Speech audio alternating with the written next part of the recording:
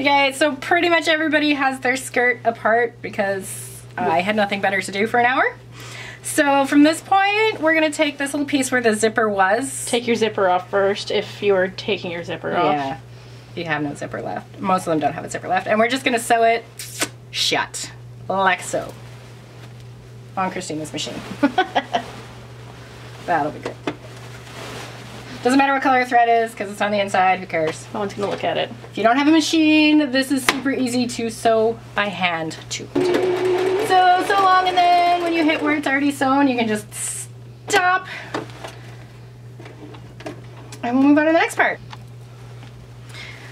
Alright, so this is the point where we're going to put a gathering thread in. You can do this on your machine, or you can do it by hand. It's just a really big back and forth stitch so that you can pull the threads and it'll suck everything together. This is also a really good point to make sure that any of your petals that have decided they don't really need to be attached get re-sewn on, because you don't want to try and tack those on once you've got the elastic on. It'll be a pain in the butt. So I'm going to do this on Christina's machine Again. but you can do it by hand, and I will show you how to do it by hand as well because Esther is here to be a guinea pig too. Alright, so sewing by hand, obviously you need a needle. You want kind of a bright contrast thread. We're going to use a bright purple so that you can see it. And you want a really, really, really long piece. If you're like, oh my god, that's twice the length of anything, that's probably enough. I don't know where my scissors are, because that's the way I roll. There we go. So Esther's going to thread her needle, and we will BRB. Alright, so you got your threaded needle. You can probably sort of see what's going on, maybe. Yeah, probably. Sort of. And you're just gonna go back and forth, and you're just literally probably about ½ inch, maybe an inch, gathering it on your needle all the way around. That's why you had a really long thread, so that it kind of just looks like this. And then when we get all the way around, we can gather it tight to match the size of your elastic for your waist. Thanks, Winston. The dulcet tones of my dog barking. So we're using a big fat, I think it's about 1.5 inch elastic. And we're just gonna go right around Esther's waist. She likes to wear it right around the top of where her pants sit now.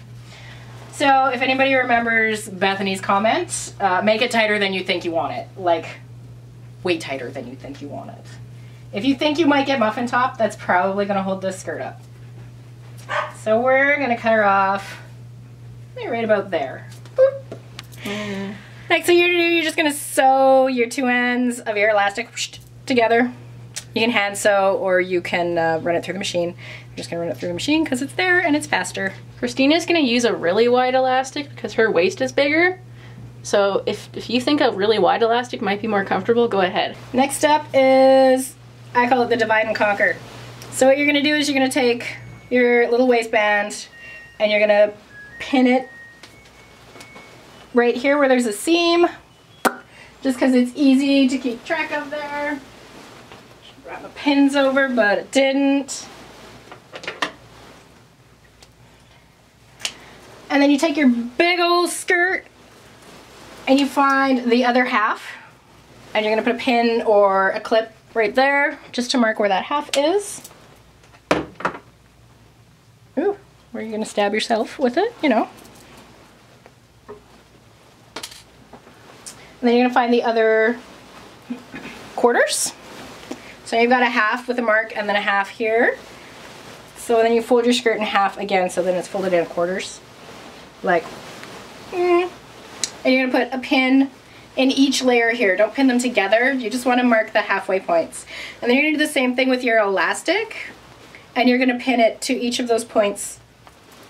All right, so I don't know if you can see our pins here. Did you turn the camera back on? I did. Okay. I did turn the camera back on. It's like I did remember to do that. There. So we've got pins, pins.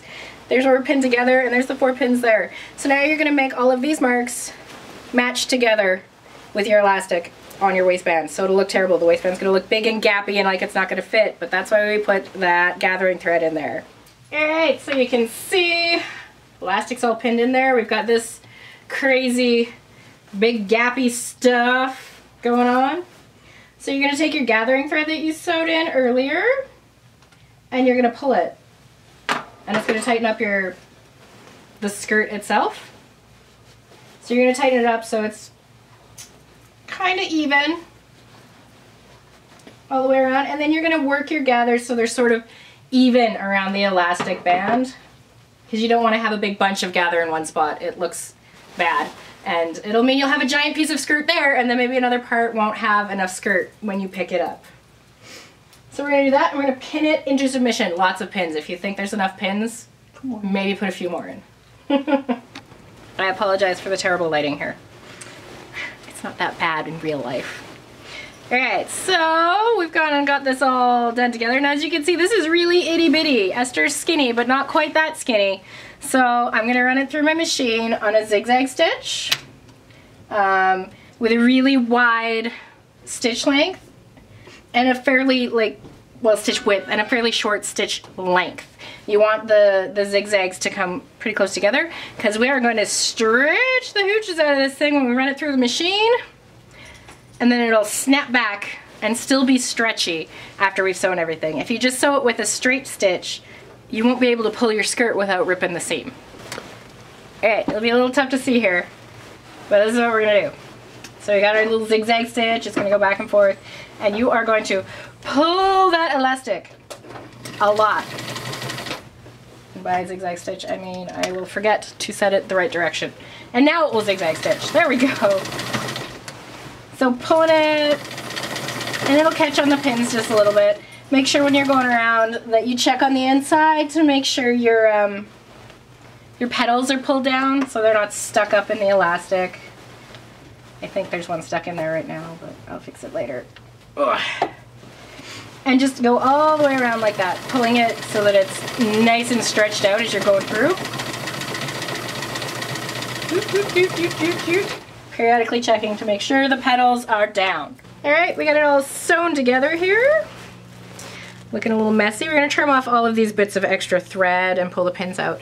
You can sew this by hand. What you're going to want to do when you're doing it, it's going to take a long time.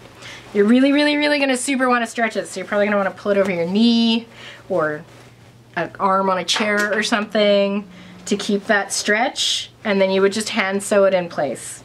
There we go, she's all done. You want to do a little spin, Esther? Show it all off? Woohoo! So they're super staticky. If you have Static Guard, give it a good spray.